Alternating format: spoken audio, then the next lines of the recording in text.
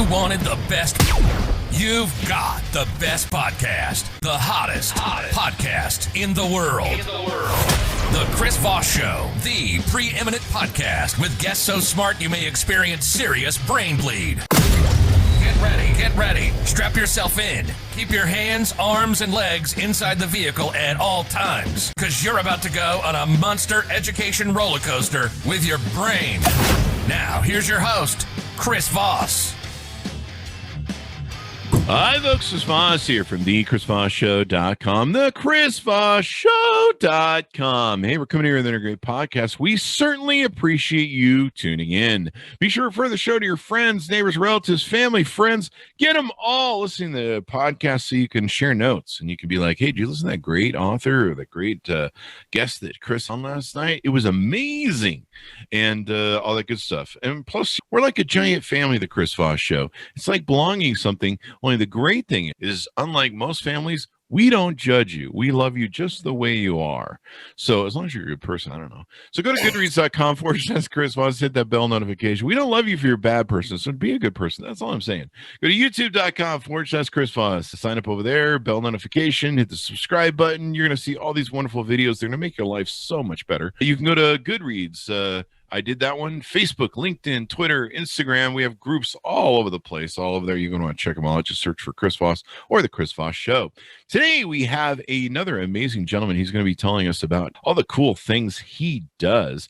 His name is Ranasinha, and he is the CEO of Kexino, an award-winning startup and small business marketing agency. For 7 years, he was the worldwide director of marketing for a German software company, working with clients such as IKEA, Marvel, Nestle, Airbus, and Time Magazine. For the last 14 years, he has been the CEO of Kexino, an award-winning marketing agency specializing in helping startups and small businesses around the world deploy next-generation marketing within and across their organizations. He's a fellow of the Chartered Institute of Marketing. He is also a visiting professor of the well-known European Business School, lecturing to final year MBA students on marketing and behavioral economics. Originally from London, today G lives with his family in Strasbourg, France, which sounds lovely. How are you doing, G? Welcome to the show. Thanks very much, Chris. Thanks for inviting me. I'm very happy to be here. Very happy to be part of the Chris Voss family. The Chris Voss family. There you go. I want to know how Strasbourg, France is, by the way. Is that Strasbourg beautiful is right now? Absolutely wonderful. You have to come over. I'll give you the 10-cent tour, not a problem. It's very picturesque. It's just on the French-German border. It's home to a number of European institutions. I've been here for, dare I say it, 20 years now. And yeah, I love it. It's got everything. We got a tour. What is it? Community building, or where they try and get people to move to the city. We got a whole plug-in for Strasbourg, France now. So give us your plugs so people can find you on the interweb and what you do. Well, you can find us, Kexino, at wouldyouBelieveKexino.com. If you need to get hold of me, G, you can email me at g@kexino.com. That's Kexino. Otherwise, you can find me on LinkedIn, Twitter, Facebook, Instagram, blah, blah, blah. Yeah, Google me if you're looking for me. As long as you're not stalking me, I don't mind. I have a lot of stalkers. And haters too, a lot of trolls. They make me feel loved because they constantly... A stalking type, Chris. You do look a stalking type. What can I say? There you go. Give us a little bit of background on you. What got you in this business? What was your upbringing, and what motivated you on to get into this sort of thing? I've been doing marketing for about 25 years now, which obviously is impossible because I must have started when I was 5, clearly. Sure, yeah. Right. It goes without saying, right? A couple years ago. Yeah, just a couple, right?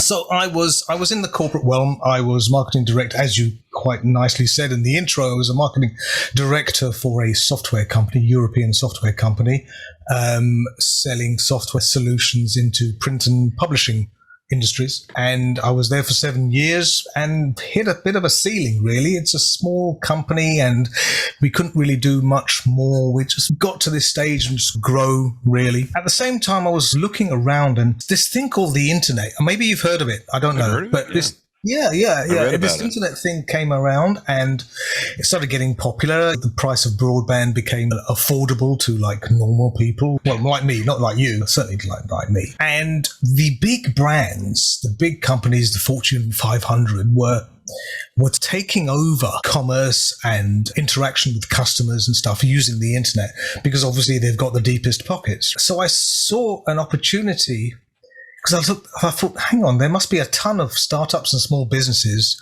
out there who need to play the game as well. They need to help from the marketing perspective, from a business perspective, to design a digital-centric plan to exploit some of the opportunities that the internet presents to them, but obviously for a sustainable budget. So I jacked in the marketing director. Me and a couple of my business network got together, and the three of us, we started Kexino. That was back in 2008, which, as you remember, is not probably the best year ever to start a new business.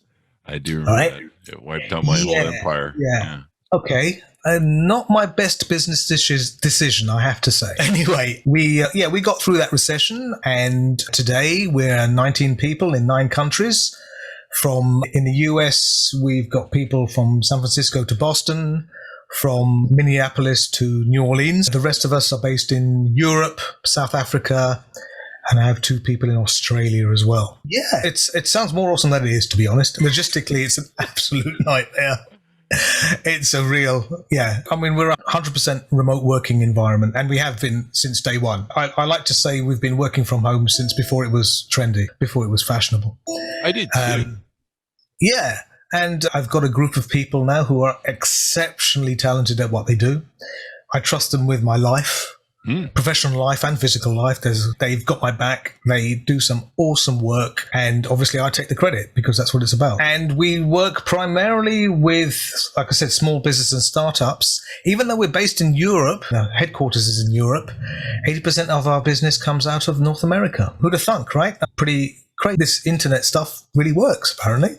Evidently so. Yeah. I've heard of it. I should get on these because I heard it's big tubes in the sky and stuff. Big tubes. It is. There's lots of unicorns and rainbows and that sort of thing. Unicorns and rainbows. That's what powers the whole thing. Don't tell anybody, but that's how it all works. Yeah, that explains that meme cat I saw 20 years ago. The meme cat with the rainbow cross thing. So, what are some of the ranges of business marketing services that you help companies with? Yeah, business marketing services. Yeah, doesn't really float my boat, to be honest, Chris. Yeah, we do as much or as little as everybody else, right? We do branding and strategy and logo design and website development and print design and SEO and copywriting and PR and social media and ads and lead gen and language adaptation, video production. But so does everybody else, right? It's not really a sort of a list of services. It's about crafting the right marketing plan for the particular client based upon their own circumstances, their own financial situation, the timeline, the business result that they're trying to achieve. And focusing on that. The way I see it is it's a 3-legged stool, right? So you have the business result that you're looking to achieve. You have the timeline that you want to achieve it. And then obviously you have, the budget. And usually one of those things doesn't quite measure up, usually.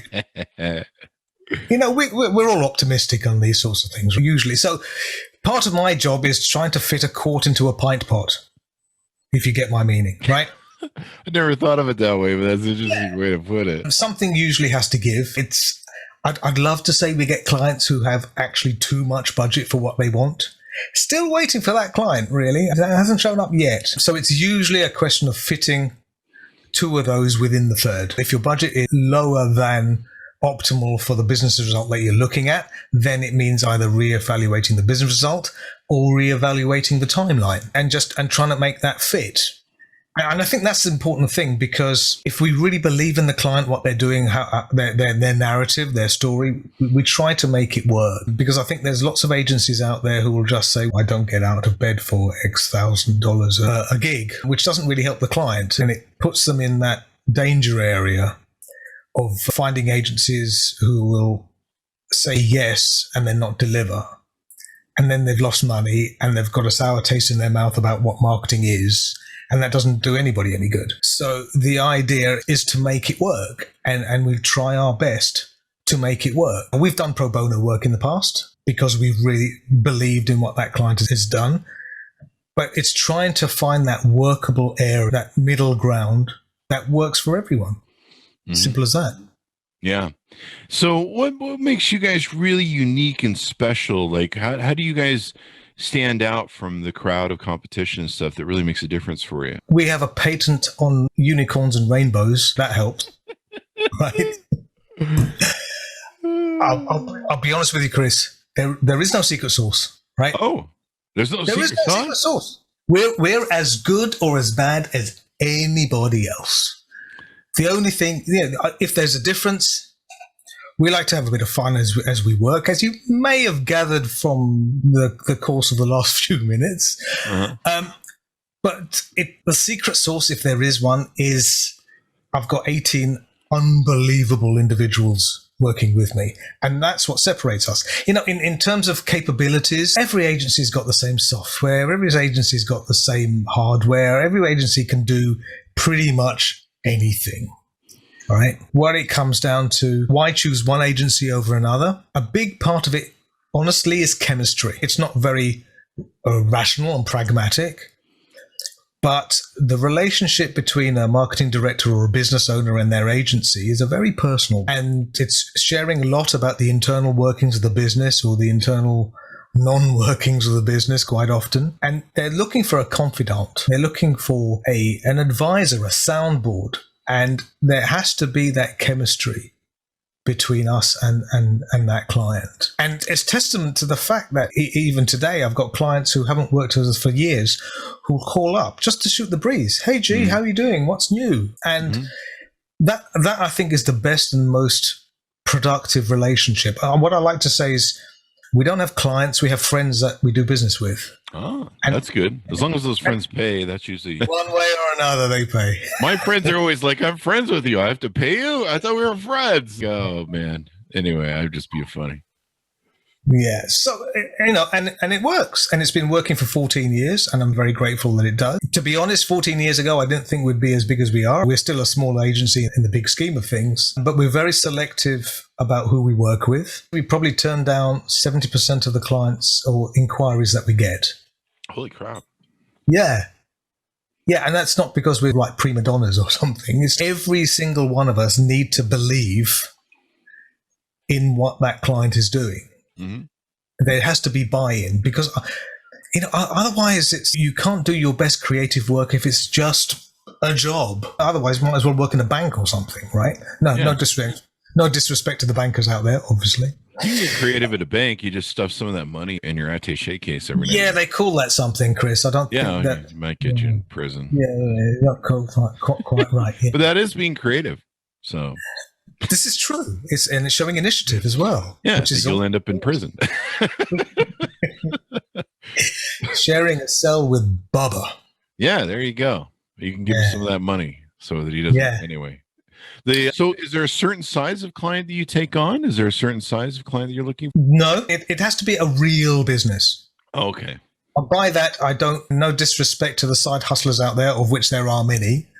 But if you've got a day job, we're probably not going to be the right fit for what you're looking for.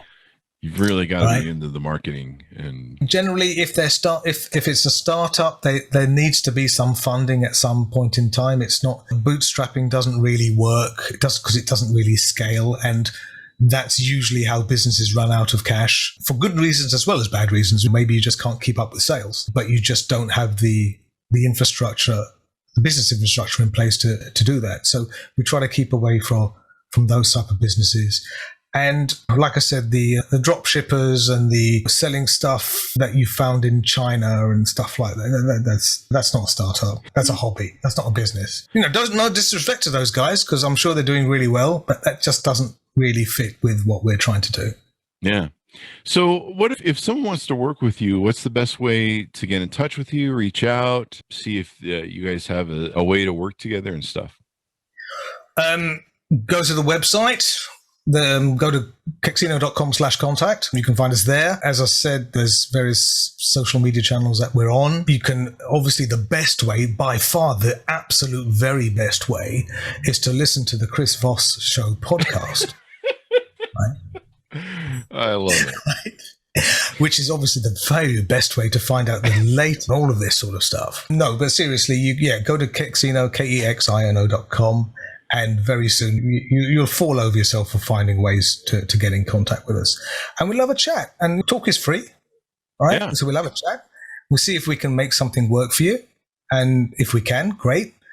If we can't, we shake hands and we part as soon to be friends. But we try our best to make it work. By the time our clients come to us, they've got a problem. And the easiest thing is to dismiss it and say, we've got no budget, move on. Next, please. Even if it's just a question of pointing them in the right direction of where they need to go next. If we can't help them, maybe there's somebody else we know who can help them. And it's not doing it for investment that they'll come back to us down the road because we treated them nicely. It's just, I just want to help, Chris. I just want to help people. Yeah. Because, we're all small businesses, right? So we've got to stick together. We've got to look after each other, have each other's back. So if I can help, I will. There you go. Now, do you guys take on global clients? Is there any countries or areas that you stay out of, or is it pretty much everywhere? Like I said, we try to specialize in smaller businesses and startups, or preferably funded startups of some sort. It doesn't have to be VC or that sort of thing. It can be bank loans and that sort of thing. We do have one very large client based in Boston who is part of a $3.8 billion company, but that's not who we are. That's not the type of business we go after, because there's 19 of us, right? So an account like that can saturate us very quickly, and it doesn't give us space to do the other stuff. But the majority are either owner CEOs or small businesses up to about 20, 30, 40 employees, that sort of size, or startups who have funding, or maybe they have funding and are pre-revenue generation, post-Kickstarter type companies, that sort of thing. And then we have a network of referral agents who work with us in specific verticals: fintech, healthcare, manufacturing, engineering, these sorts of things, where we work closely with certain industry bodies to help people out. Even if it doesn't result in a client engagement, if it's making people aware of what they're getting into by marketing their small business, so they're buyer beware, right? So the more information you can have up front, hopefully it can, save you making too many mistakes down the road. That's always key. Now, you guys do marketing, SEO, design, advertising, translation, and public relations. Is that correct? Amongst other things, yeah. Lots of other stuff. Yeah.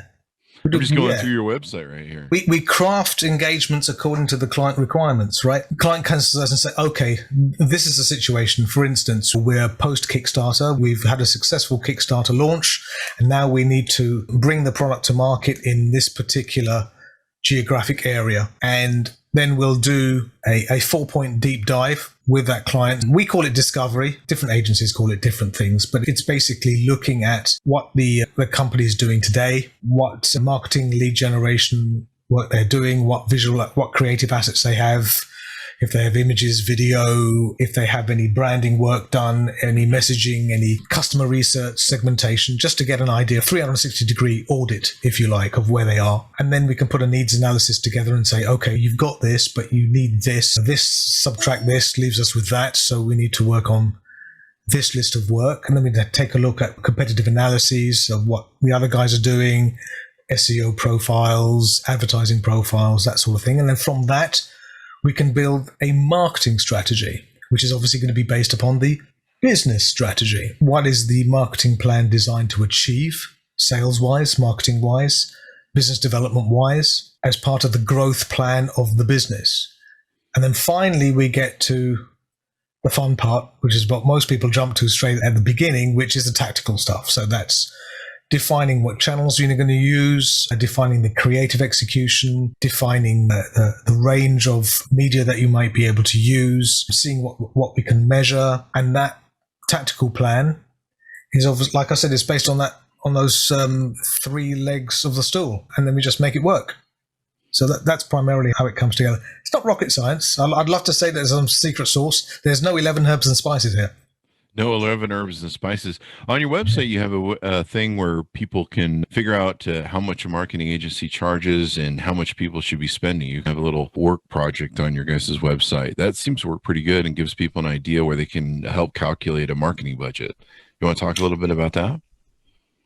You've been doing your homework, haven't you, Chris? I'm going through your website as we speak right here in front of me. I'm just going through it, pulling my questions. Usually, one of the biggest mistakes that business owners, CEOs make is they underestimate the cost of marketing. So what happens is they go off half-cocked and then they get a tangible result and then they run out of cash. Simply run out of cash. So it's important not to underestimate the cost of marketing when you're putting together your business plan. You need to have that line item, and maybe that line item changes. Maybe your business is seasonal. It varies according to the time of the year, but it's important to put that down and account for that and amortize that correctly over the course of your financial year. Every business is different, right? Every business goal is different. You may be looking to exit within 3 years. You may be looking to grow an IPO in 5, or maybe you just want to have a lifestyle company, which is absolutely, you just want the company, the business, to generate a sustainable revenue for you, your employees, your families, and you don't want to, change the world, and that's all you want to do, which is absolutely fine. It's a business reason. Whatever that is, the percentage of revenue for apportioning to marketing will change. We say that it's roughly between 15 and 18%.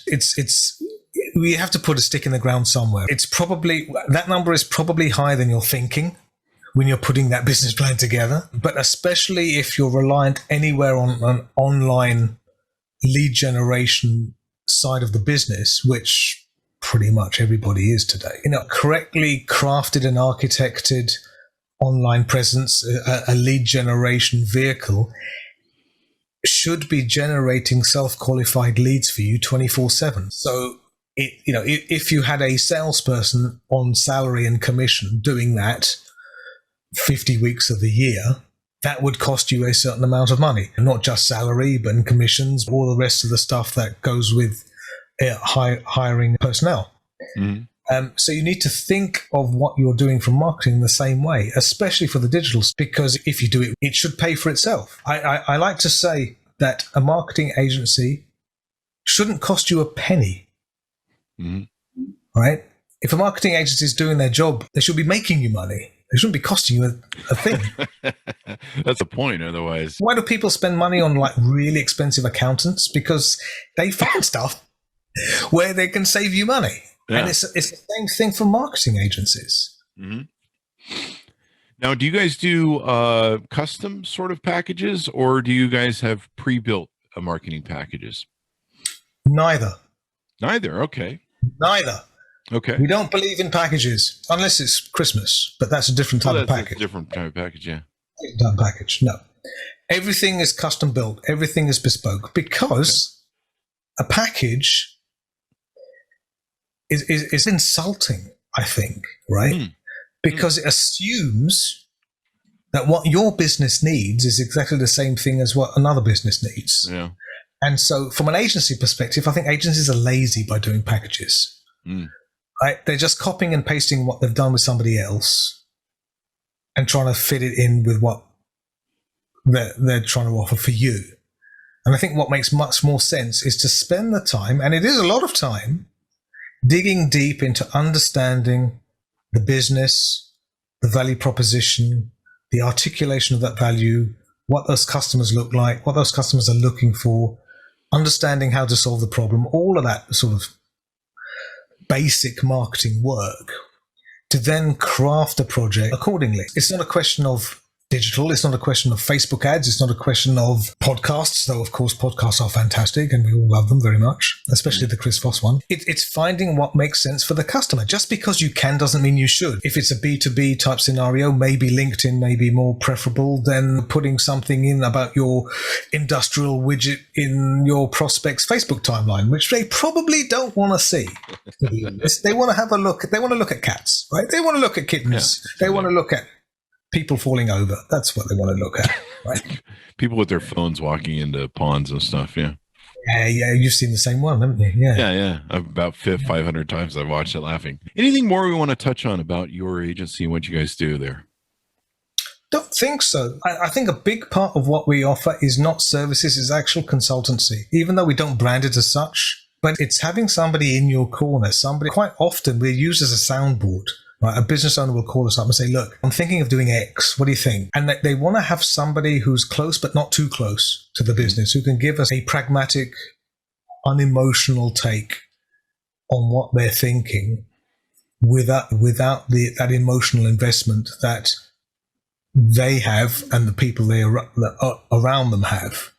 Mm-hmm. And so I think that's a very important thing, because as you're running a small business or even a startup, especially a startup, it can be a very lonely thing to do. You're always saying how great things are on the outside, and you can be tying yourself up in knots inside. That sort of advisor, we'll call it a mentorship, but that soundboard to have the other person's view, another small business owner, because in fact that's what we are. We're another small business, right?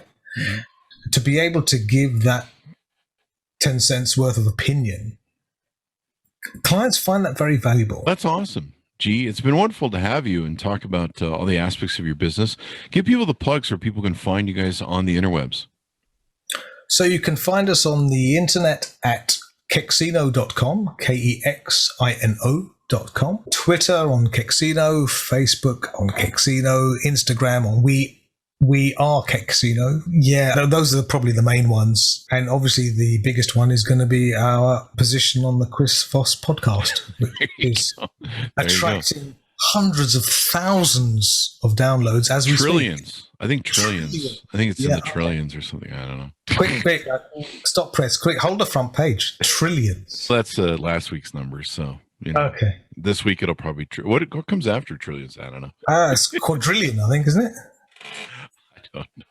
I don't know. I just let the bankers handle the money, and they give me. I'm like Britney Spears. They give me like a stipend of $2,000 a month or something.